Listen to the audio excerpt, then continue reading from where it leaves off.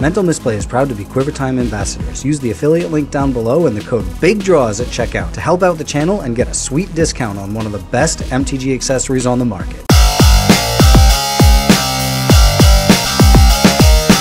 This video wouldn't be possible without Moxfield.com. They are the best deck building website on the entire internet.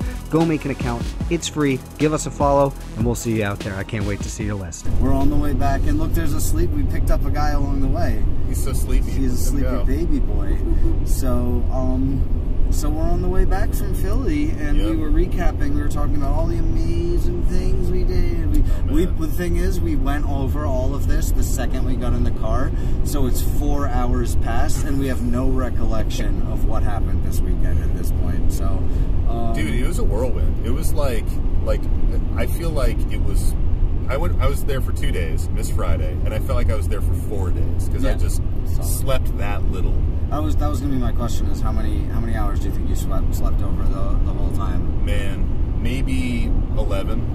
Maybe 11. So that feels pretty good. You're freaking them out by looking at the Twitch chat, so it's okay. It's up on the dashboard, so you can still see stuff. We're being safe. We're being safe. I promise. Super safe. Yeah, we're being safe.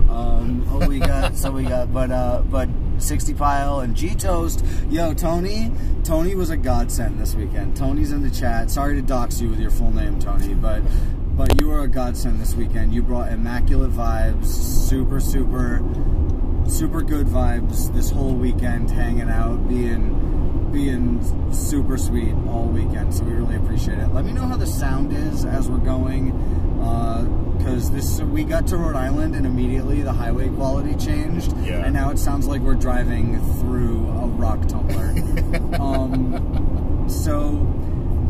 So how many hours sleep do you think you got the whole weekend? Like I said, like 11. What about you? 11. I think I got, so my first night was super fitful. Terrible sleep. Yeah.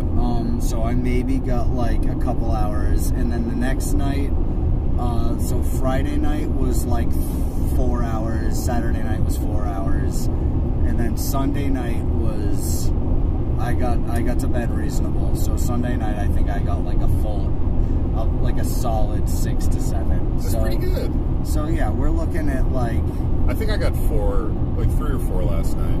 I went to bed at like 5 and woke up at 8. So, Frat Bro, how we doing? You want to build Urza for CEDH? No polymorph. It's going to be a tall order, but I believe you can get there. We're talking about Philly. We're talking about how amazing the weekend is. We're doing our car podcast about Philly right now. So probably not too much for CEDH deck techs. What was your favorite event that you did? My favorite event that I did, honestly, the coolest thing ever, and I've been telling the story over and over again, was it was not an event that I did, but it was an event that I kind of participated in. Scoop Phase, that's Scoop Phase in the back right there. He's texting, he's in the chat from the back. No, that's my co-host Mike. He's sleepy. Yeah. So what we did, I think it was, I don't know if it was Friday or Saturday. That's how much things fucking, the coolest piece of bling I'll show off in a second. But, I went to lunch. I went to the Reading Terminal Market for lunch, and who do I see sitting there but fucking Mr. Red Suit himself, Gavin, is sitting all alone in the food court, 3 chairs around him. So I sit up next to him, and I'm like, Gavin, what's good, man? And he's like, he looks up from his cheese curds, and I'm like, and he's like, oh, hey, you know, and I'm trying to be chill and not bother him too much. But he's like, listen, in 45 minutes, I'm going live for my special Unknown with Gavin event. And he looks at me and he goes, you should be there with your camera. And I'm like, seriously? That's sick. I'm like, oh, okay, like straight from Gavin's mouth, like show up to like straight from Gavin's mouth telling me to be there. And he says, because it's going to be something special. He says, it's going to be something special. You should show up with your camera. So I grab the one James, and we go downstairs, and me and him spend 20 minutes speculating with the microphone in front of the event, like, what's it gonna be? What's the event? Who's, like, what is it? Because we don't know. We have no clue. And I thought it was gonna be some sort of, like, mystery booster style Commander event. Like, imagine, like, a pre-con, but, like, a mystery booster style pre-con. Oh, yeah. I thought it was gonna be that. And these people start rolling out with the black Ziploc bags like they do for a Chaos draft. Oh, so we saw that and we were like, okay, maybe it's some sort of Chaos thing. And then one of the staff said that staff had been prepping it for hours, like hours and hours and hours. So that was like a big deal too. And then Gavin comes out and it was a Phyrexians versus Mirrodins sealed event. Where you build an either Phyrexian deck or a sealed deck. Yeah. And there were playtest cards, so there was a new set of playtest cards. So I think you got 3 or 4 packs of All Will Be One. Yeah. And you got 2 mystery boosters. Okay. And then you got a pack of 10 playtest cards, but they were new playtest cards printed just for the event. Oh, really? And they were printed as in they printed out stickers and physically stuck them on the cards. I saw those, dude. That was really sick. So I've got one of them in my bag here. It's buried though, but like one of them was Mox Poison, and it was a Mox that taps for any color, no casting cost, and you get, whenever you tap it for mana, you get 2 poison counters. Oh man, and another one was like Sword of Blank and Blank, but it was Sort of Blank and Blank. And when it ETBs, you randomly choose 2 abilities of random swords. Oh, dude, that's sick. And there was another really one crazy. called Who's That Praetor? And you roll a d6 on ETB, and it makes a token copy of one of the 5 Praetors. And if you roll a 1, you get Ebon Praetor. Oh, so it was crazy. So I didn't play in the event, but I recorded Gavin talking about him and talking about it, and then recorded the event, and then got an interview with Gavin about it. Yeah. And I've been, so like that was like, it was like... How many people were in the event? Like 400 people. Like it was a giant event. Is that down on the first floor? Down on the first floor. So I got a Mox Poison. I got my hand on one. And I got Gavin to sign it. Nice. I traded for it. We will see if I've made the biggest blunder of all time. I traded to a friend. I'm not going to say who, but a friend managed to pull, between the 2 people who did the event, these friends, they pulled 3 Mox Poisons. And I traded a Great Henge and an Esper Sentinel for one of them. Man. Yeah, that's... So we'll speculating. See. So we'll see, because I asked Braden, mover of markets, the guy who chooses the prices of the cards. So I asked Braden, and Braden was like, it's unknowable. But he told me to ask Star City Ben. And Star City Ben gave me like a ballpark. He was like a non-committal ballpark. Yeah. Like, no, not going to tell me it's going to actually be worth this. He was like, it could be worth something, it could be worth nothing. We have no way to know. Do you think it's a one-time print run? That is a guaranteed one-time print run, they said. I mean, that's a really sick card. So then the question was, do I take them? And so Braden was like, now you take them, go get a picture with Gavin, and then get them slabbed. Oh, man. Braden was like, get them slabbed, because you'll have the only slabbed Mox Poison. And I was like, I'm not going to get them slabbed. I'd rather put them in my cube and play them. Oh, yeah. And most importantly, I wanted to get custom art drawn on them. So everybody I told that to was either like, that's the best idea ever, or you are a fucking monster. So like Braden and Alex Kessler were like, get them Braden, get them slabbed. So I took the Mox Poison and I got it signed by Gavin, and then I took it to Justine Justine Jones, who does all the who did all like the AFR art and the Battle for Baldur's Gate, all the art, and I sent it home with her. I said, Justine, you gotta draw me the goopiest, most poisoniest Mox diamond ever, Mox poison ever, and I sent her home with it. So I'm gonna get like an ink with color Mox poison that's gonna be like really, really nasty looking. So like, yes, I could have gotten them slabbed, and like what really sold me on it was like, I was like, well, Braden, what am I doing? Am I then selling that slab for $12,000? And he said, no, then you have this cool thing that you get to keep. Yeah. So either way, you end up with the cool thing that you and get to I was keep, like, right? well, if I'd rather have the cool thing that I get to keep that has this custom art on it as well. And when I suggested that to Gavin, he was like, that's such a good idea. Yeah, Gavin was like, that's so good. So, and then I've got the sword. So I think I'm going to take the sword, and I'm going to have that... Please put it in your cube. The sword's definitely going in the cube.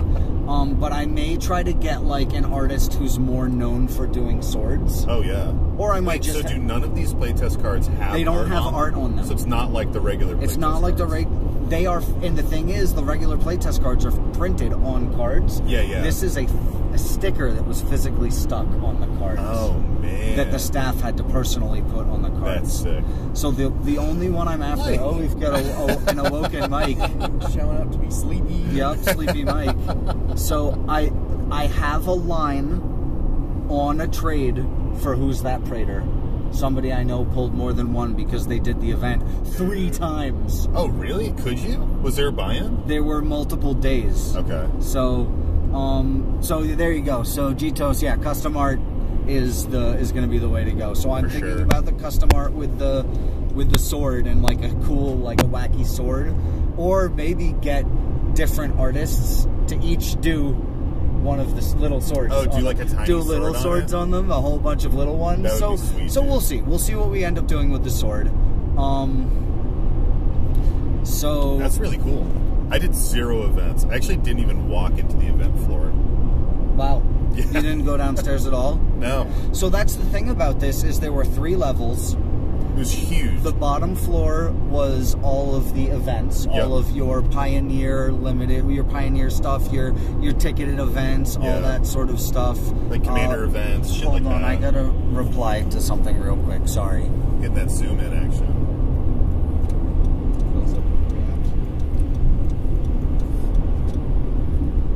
Sorry about that, guys. It's live. Anything can happen. Yeah. So, some dudes comatose in the back. Yeah. That's Mike. He's awake. Mike's awake. Mike's back. So there were. We've been driving for like 6 hours. We've been after it. We did a lot of pee-pee poo-poo stops. I'm not gonna lie. My sad gamer butt was like, no, you need to stop. And I gave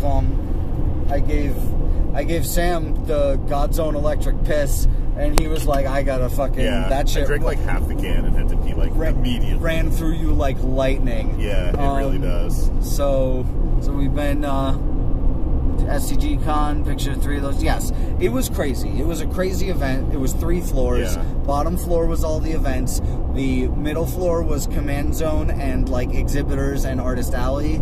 And then I always call it Artist Alley because of Comic-Con, but it was called something, the Art Zone or something. Yeah, there was like an art. Yeah. All the art, where all the artists are. And it also had the like the vignette areas where like it's like, oh, like you're in. Yep. Oh, it Professor Onyx's study. Yep. And a bunch of cosplayers were like in those areas. So that was all. Like if anyone was at Vegas last year, where everything was kind of in the same space, this was like broken up into much bigger spaces. I'd say it was like double or triple the space. Yeah. It's fucking crazy.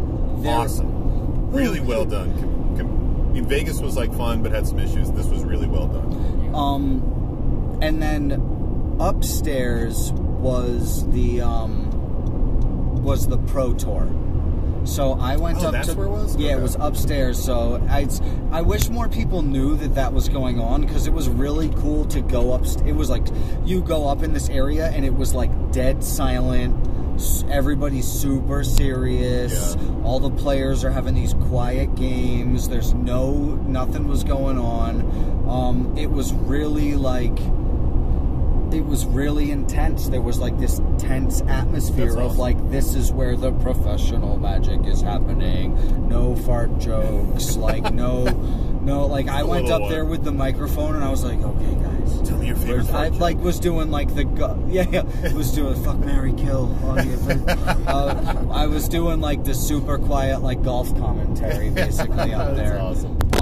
I like didn't even know there was a third floor. I'm finding out just now that there was one. So, and then the other thing that happened was as you walked all the way down this long hallway, there were multiple breakout rooms for like the quiet area and for your free play area.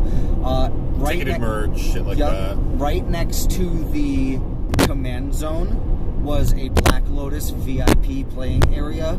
I did not see, I think I saw one person in it the whole time. Yeah. It was like, so I'm guessing if you had a VIP badge, like it was an embarrassment to be in that area. Everyone that I talked to about the VIP badge was like, I'm never buying that again. Because they're just hung out in the command zone the whole time. Yep. You know? Yep. For sure. So that was like a really weird, like you get the extra shit that comes with your Black Lotus VIP badge, but like it was stupid. And there was a shit ton of free play space. Like at Vegas, everywhere you went, there was free play space. A big like drama thing that there wasn't a lot. You know, the command zone was like really big and empty in Vegas, and they ended up opening it up. The command zone was big, was not very full, and there's tons of free play space and tons of open tables. People jamming games everywhere. Even around like in Vegas, those vignettes, those little cosplay scenes. Even in there, there was a ton of chairs in there. Tons. Like at Vegas, there were like maybe 2 or 3 chairs in each area, or 2 or 3 tables in each area. Here, it was like tables and tables and tables. So I think Wizards and ReedPop really took that stuff to heart. It was like, okay, like people want fucking space to jam games. Space jam. Kind of crazy idea. People are showing up to a con like ready to actually play. Yeah, exactly, right. So, yeah, Shannibal says didn't have access to the command zone, but walked in every time. Like, a lot of people were able to just kind of, like, get in, which is really cool. Yeah, they weren't, like, super harsh on the command zone access. I mean, I wonder if we'll just see that, like, open up more and more as more cons go on. I think they're realizing people don't really want that. Or they need to be doing, like, commander events in there that people are paying for or something. So I think that the commander ticketed events should have been in the command zone. I agree. I didn't even know they were doing but it's because there was so much space. But it would suck to, like, imagine it was totally full and they were doing commander ticketed events and they had to move you. Yeah. Like, that's the whole point, right? So I think, like, I'm guessing there's a way to, like, further do that because people didn't even know about the commander ticketed events. There were boss monster fights. Boss monster is absolutely awesome. That's fun. I did boss monster. Chase the planes. Chase the planes. So I saw Chase the Planes downstairs. I saw people playing it. Sheldon was playing it. Yeah. And I grilled him a little bit about that. We played that in Vegas. It's interesting. Like it's not like plane chase. You're not changing between planes. You start at a specific plane and it changes like your life, your starting hand, basic rules. The best one is Lorwyn because you clash every single time you cast a creature. So that was really cool to see the different areas, to see how big and spread out it was. I can't wait to see what the next one has to hold. Otherwise, like, I was just, like, people were like, how's your weekend? And I was like, I've been rolling nat fucking 20s all weekend. It was just one after another, like, win after win after win after win. And not, like, gameplay-wise, but also gameplay-wise. Like, I don't know that I won a lot of games, but I had some gameplay experiences that were so incredible. Oh, hell yeah. My very first game of Friday was a scheduled game with Sheldon, and I sat down and cast a turn 1 Forbidden Soul Ring, and he was like, you are killing me here. The Magic 30 Soul Ring? I cast a Magic Soul Ring on turn 1, the Magic 30 Soul Ring on turn 1, and he was like, you are killing me here. You know that, right? Like, this is not a cool thing. Like, he was like so bummed. It was very, very funny. I love it. Friday was like, I think Friday was the day that I did the thing with Gavin. So it was like 3 games, and then I did the thing with Gavin, and then I ate, did the thing with Gavin, and then I got my cube to wheel, and then Friday night, I went and I posted a little bit about this. Like, me and Rebel are leaving, because I'm trying to, like, walk Rebel back to the Airbnb, or whatever it's called, the lodgings, and Rebel is like, yo, we gotta go to this guy's house, this guy's Airbnb, to help him brew a CEDH deck. And I'm like, sure, why not? Like, as long as we can leave and get home in, like, the 1-ish range. And so we'd go, and she helps this guy fully tune out this deck and talk about it for a while. Sweet. And then we leave, and she's like, oh, by the way, that was Sam Black. And oh, really? Oh, my God. What was the deck? I don't remember the commander. I'm not, and even so, we're not going to give, even if I did remember, I don't know. These seemed pretty, like, fucking clandestine about it, so, man. So, secret commander. Yeah, Sam Black's secret CEDH deck. And then later I saw him, I was like, yo, Sam, you know what, and so I didn't know it was him, so while they're building it, I'm like throwing out airballs, you know? I'm like, oh, you should put Sky Sovereign Council flagship in it. And they're both just like, you suck. Like, we're not doing that. And then later, because I was there, I was like, I gotta shuffle the cube anyway, so I'm like reshuffling and reseating my cube. And so we went from there to, on the way back, we stopped into a hotel, and into a hotel lobby, and like at the bar at the hotel lobby is like Sheldon and fucking, I think, Scott Larrabee, or I'm pretty sure that was him. Mikey. One of the other RC members, the one who runs all the judge stuff, and works for Wizards. And then I turn around, and fucking Jimmy Wong and Jake Boss are right there, and they go, all right, we're gonna try to play a game right now, who's in?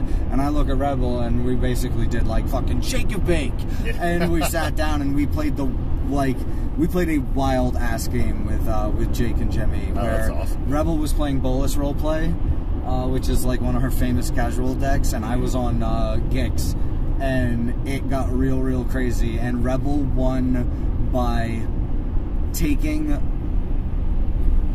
Rebel won, but I was going to win on... Jimmy cast like a zillion dragons on Miram, like a zillion billion dragons, and then passed, and we were like, okay, we're dead on board to Jimmy, what do we do? And I was like, I got something, and I cast a Peer into the Abyss, and Rebel fucking Factor Fictions into a misdirection, and took that shit from me. Man, that's awesome. And then proceeds to cast a Take Your Turn spell and copy it twice, and took all 3 of our turns and killed us all with killed me and Jake with Jimmy's dragons, and then did the I take all your creatures and attack you with all your creatures, and killed Jimmy with all his own. It was the most Bolus moment of all time. That sounds awesome. It was absolutely absurd. Yeah, so her Bolus roleplay deck is so nasty. So it was crazy, and then so that like set the tone for the weekend. It was just like, so day 2, I landed an ancient gold dragon, and I attacked with it, and I rolled a fucking natural 20 on the damage. Dude. So I made 20 fairies. I made 20 fucking flying blue fairies. That's awesome. Off of an ancient gold dragon. But it was just like, that was the status all weekend. The Itali deck is an absolute monster. It is an animal. This deck was so strong, so nasty, put in so much work, made, like, it worked so well. There's stuff that now that I've played it a couple times, there are cards that I would cut from it to just make it more efficient, more fast. Stolen Strategy is just like not snappy enough. I'd rather proc benefit off of some of the stuff. There's a couple other cards where it's just like a couple of the cards weren't working. But the deck itself was incredibly strong and incredibly fun to play. How about you? What were some... Sorry to just like be like, we're going to do a cast in the car, and I just talked for fucking 15 minutes straight. It's been like this for 5 hours in the car. But. So what were some of your highlights? Oh, man. I mean, mostly just meeting a bunch of people. Yeah. So, you know, we're like newish content creators. We've had our podcast for like 6 months. So meeting a bunch of people in the community was just fucking awesome. When we were in Vegas, we did events every day, which is a fucking mistake. And I mean, it's fun. It was fun to play with people, meet people in the community. This time we were like, yo, we're just gonna like, you know, meet other folks who are making content, like hang out and shit. And play with who we want when we want. Yeah, play with who we want when we want. And man, we just jammed a fuck ton of CDH games, and it was amazing. Awesome. I subjected our buddy Phil to probably the most grueling Marath Stacks resource denial game I've ever played, and it was amazing. He at Command Fest Alan's basement, he notoriously turn one blood mooned all of us, and in a casual game, a high power casual game, and I did fucking nothing that game. So this is my payback, and it totally was. I had Marath, so he was on what was it, Marwyn Elf Ball, and Marwyn has 1 toughness, and Marath can shoot creatures. So I was just like resource denying him the whole game. We played with this guy who had a spicy Pox CDH deck, Tavesh and Kodama, and it was all about casting Pox and like recurring it and recasting it. So crazy resource denial. It's fucking insane. That was the game that I mulled down to 2. Yeah. My first like 4 hands were just garbage, like unplayable garbage, and then I was on like 3-card hand, and I was like, well, this 3-card hand is worse than land fish. So we went down to 2 and we hit land fish. Yeah. Like, perfect. Mana Confluence. Did everybody bug out when you mulled to 2 and you said land fish? Everybody probably lost their minds. And then later in that game, we like needed to dig. I forget exactly how it worked, but we needed to dig for like exactly a free counterspell on the top of someone's deck. Oh no, that was a different game. Yeah. So later on, we were playing with Mikey from Eminence and Adam from Sadnaz, Papophobia, and like Mikey was going off with Adnaz, and we had nothing. We were trying to stop him, and somebody, Adam, like I forget what he did. He shuffled up after like fetching or something like that, and gave me the cut, and we needed to flip. We had a rustic trigger on this deck. Yeah, it was a rustic trigger. We need to play. We're doing everything we could. We need to cut to exactly the right card here. And I cut, and I was like, "This is gonna be it." And he flipped it, and it was a fucking force of negation, man. Nice. And it was like everybody lost their minds. Yeah, we lost our fucking minds. So good. We also played the worst possible CDH game I think I've ever played in my entire life, which was really unfortunate because we were playing with Nexi, who had never played CDH, and she was like, I was like, "Hey, you want to be our 4th?" And she was like, "Yeah, I don't have a deck." I was like, "You could borrow one."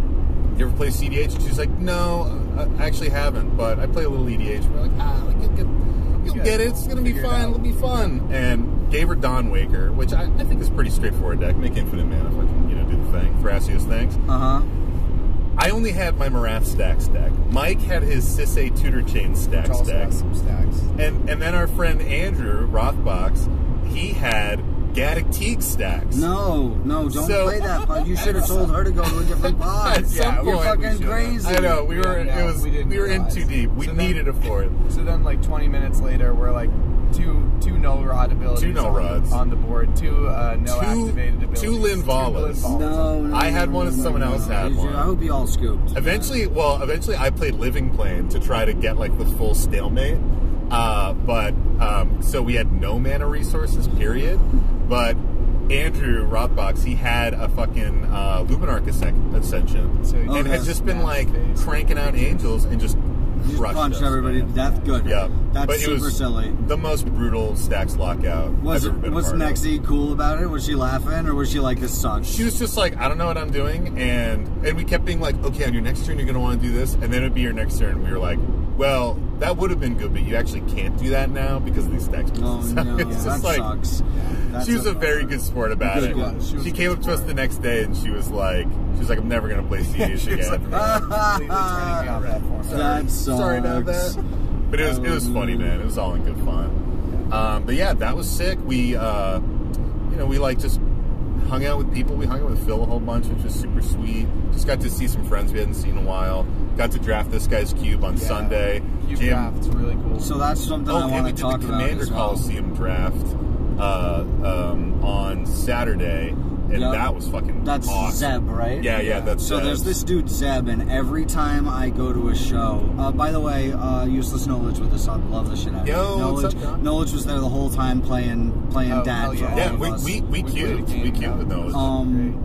But this dude Zeb, every time I'm there, is like he's trying to get people to wheel his cube. Dude, and what's cool is he doesn't play it with people. He just watches people play it, which I think is a really good move. And he orchestrates it. It's really cool. But he's got this commander cube that is just immaculate. Everything is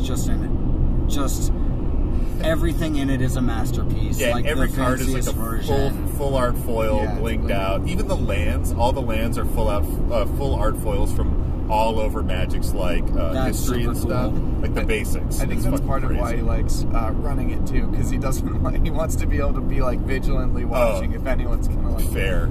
Yeah, that's fair. But it's cool. You draft the commander pack. It's your typical commander cube draft. Draft the commander pack, and then you're drafting 2 cards at a time in packs. And with the twist is that if you run mono commanders, same monocolor, you can partner monocolored commanders on the same color. So, like we were playing with Shauna, and Shauna drafted Selvala Toski, which was really spicy. Sure. So there's just cool combos like that throughout it, but that's broski. That deck is broski. Yeah, it was. It was broski. Broski Storm. So that'd be really I would of course have to brew the mono black deck. I would go all in on mono black. But I did Derevi and just value, and it was pretty successful. Mike did Ishin and fucking swept the board with extra combats. That's crazy. It was fun. Yeah, super fun. Oh, nice. So Tony says, did Kirik Tevesh Zombies, which was probably nasty. Whoa. Oh, that sounds awesome. I really do want to play this guy's cube. It's so funny because I'm always trying to get people to run my cube, and I see him trying to get people to run his cube, and I'm not trying to step on his dick, So I'm all right, I see you, I recognize you. And this time I walked up and I was like, listen, I really do want to run this. Someday we're gonna do it. And he was like, I know, we're gonna fucking do this shit. I managed to wheel my cube all 3 days. So Friday night. And then Saturday morning, I had a pre-planned one where I invited some specific people, and I got Justin Parnell, who I had seen posting and saying all I want to do is draft cubes this whole weekend. And so I invited him, and he was like, thank you for the invite, and he played it, and he built the most broken thing I've ever seen anybody do with my cube. He took... He played Power Play, which is the I Go First conspiracy, and he took 5 turns before passing on his first turn. Crazy, he had a double-stroked Time Walk and Dark Blue Ritual. So it was turn 1, Dark Blue Ritual into double-stroke Time Walk, turn 2, Revive, bring back the Time Walk, cast it again, and then turn 3 he played a fucking Oko. And just ate us alive. Just absolutely dominated us. It was very, very bad. And then later tweeted that it was his crowning, and apparently he's the cube guy. I didn't know this, that he's the cube guy. Oh, really? And I love that there is someone that's he's the guy. And he said it's his crowning achievement in playing cube, and I was like, that's the highest praise of all time. That's awesome, dude. I drafted Andrew McGreeny's Arch Enemy cube. Oh, I heard that was really cool. And my pod was Justin Parnell, Brian Koval, and I can't remember the third guy's name. And I was like, oh no. And I was the arch enemy. Oh my god. And I was like, oh no, this is going to be so brutal. And they're telling, and is everybody familiar with how arch enemy works? And I'm like, yes. And I raise my hand, thinking it's just 3v1, 3 opponents and me. And I start with a higher life total. And I'm frantically building this deck and freaking out. These guys are going to destroy me. How am I going to do this? And then they go, okay, here's your schemes deck. And I was like, oh my god, thank god I have the schemes deck. And I built a Dimir just like piece of shit, like do Demir things, like killing creatures and taking creatures, killing creatures, taking creatures, killing creatures, taking creatures, and that ended up being the like. It just worked. And I was just destroying their creatures and playing all my creatures. And stealing their creatures, and I ended up stealing an early Rionia Fire Dancer, and just valuing out so hard. That's insane. So here you go, guys. Lovely scenic Rhode Island. So you can see we're here, and we are almost home. So in just a few minutes, before we get too much closer to within doxing distance. Yeah, of our before addresses. we get within doxing distance, I'm gonna cut this off within the next one or two directions that it puts us through. But so with y'all being so I want you guys to see this though. This is important. I can't really zoom in, but on the side of the highway there, the big blue bug is the big blue bug. A staple of this is the state. Yes, so right there you can see it. It's center of the screen. That's the big blue bug, and that's it is something that they use to do highway directions. In the traffic, when they do the traffic report, they're like, all right, and by the big blue bug there is blah blah blah blah blah. So but I learned that the big blue bug has a name. Yeah, I think it does. The big blue bug has a name, and his name is Nibbles Woodaway. Oh my god. So good. Nibbles Woodaway. Nibbles Woodaway is the big blue bug. So that's very clever. It's very good. That's been up there for like 30 years or more. Like that big blue bug has been there forever. Big blue bug is super badass. So yeah, Nibbles Woodaway, the big blue bug. Love it. So you guys are the Howling Salt Mine podcast. Oh yeah. So I'm Sam. This is Mike. We host a podcast with our friend Tony called the Howling Salt Mine. Basically, we release new episodes on Thursday, Spotify, wherever the fuck, Apple Podcasts, all the good podcast shit. We read 3 salty stories, like stories about people getting pub stomped, people overpowering their friends, people getting angry, throwing cards, kicking deck boxes, screaming obscenities. We read them, we laugh about them, you laugh about them. We got a great theme song, got a salty card of the week. It's a good time. So what I wanted to ask is, were there any, aside from the Nexie moment, were there any salty moments this weekend? So many, dude. So many moments where people were like, I'm going to write in about you two guys because we were playing because we were playing our Stacks decks. And they're like, fuck you guys. That's awesome. Okay, so there were salty moments, and it was you guys. Yeah. All right, that's very, very funny. That's a really cool takeaway to have for this salt mine, is that people were like, these guys are bullies. You're gonna want to go over one more lane, by the way. This lane ends here, which sucks. I remember that. I almost crashed into this overpass up here because of it, so I'm always very, very vigilant about that. So I'm so glad though to hear that you guys were the salty boys for sure. Jen says y'all have the best theme song, which I love also. Oh, thank you. I sang it. Oh wow, awesome. Yeah. So I'm a few minutes from home, so I'm gonna cut it off soon. But that's the rundown of the best things we did this weekend at Magic Philly.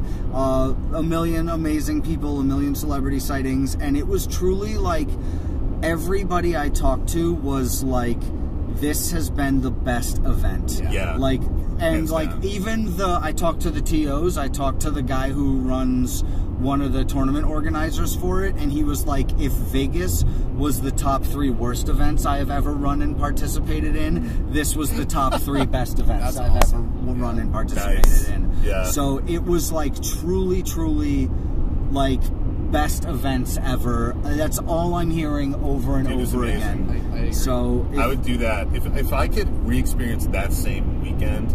I would do it in a heartbeat. And I talked to like the grinders and the pros and that sort of stuff and asked them, and it was like same thing. Normally it's like all bad beat stories. Oh, I got beat by Ma on my na-na-na, and it was just none of that.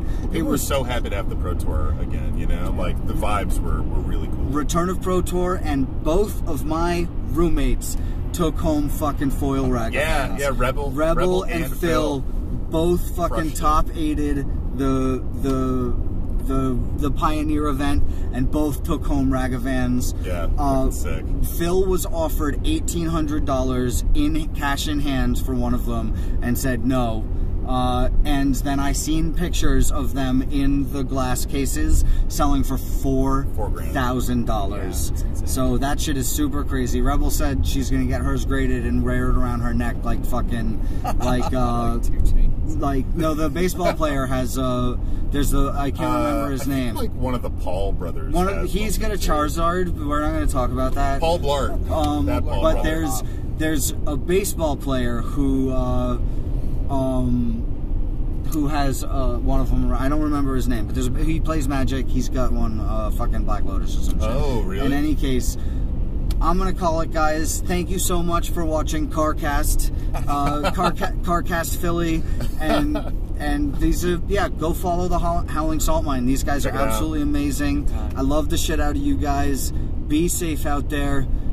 I see all y'all in chat. Thank you for keeping it popping for 40 minutes. I love you guys. Be safe.